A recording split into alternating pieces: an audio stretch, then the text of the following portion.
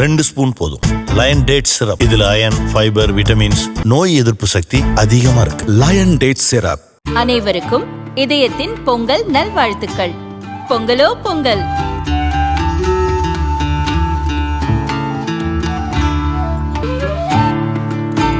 அனைவருக்கும் இதயம் மந்த்ராவின் பொங்கல் தின நல்வாழ்த்துக்கள். பொங்கலோ பொங்கல்.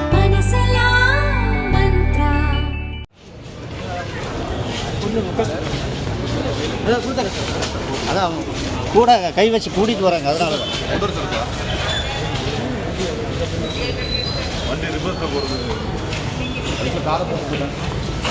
வழி பண்ணி வச்சா நம்ம அதுக்கு சரி வாங்க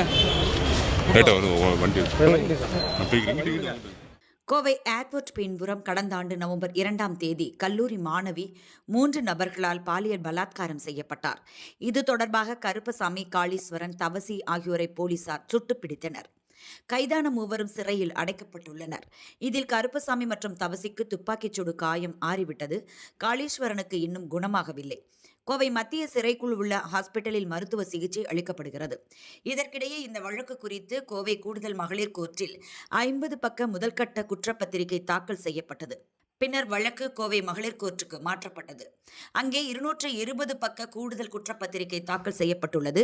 இதில் கைது செய்யப்பட்ட மூவரின் செல்போன் உரையாடல், தடயவியல் நிபுணர்களின் முழு ஆய்வறிக்கை ஆகியவை அடக்கம்.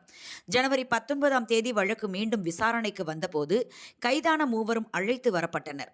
போலீசார் சுட்டதில் ஏற்பட்ட காயம் குணமாகாத காரணத்தால் காளீஸ்வரன் முதல் மாடியில் உள்ள கோர்ட்டுக்கு செல்ல முடியவில்லை. தரைத்தளத்தில் உள்ள கோர்ட் அலுவலகத்துக்கு நீதிபதி சுந்தரராஜ் இறங்கி வந்தார். காளீஸ்வரன் கைத்தாங்கலாக அழைத்துச் செல்லப்பட்டான். நீதிபதி முன்னிலையில் மூவரும் ஆஜர்படுத்தப்பட்டனர். 270 பக்க குற்றப்பத்திரிகை நகல் அவரிடம் வழங்கப்பட்டது. அடுத்த விசாரணை ஜனவரி 21ஆம் தேதிக்கு ஒத்திவைக்கப்படுகிறது என நீதிபதி அறிவித்தார்.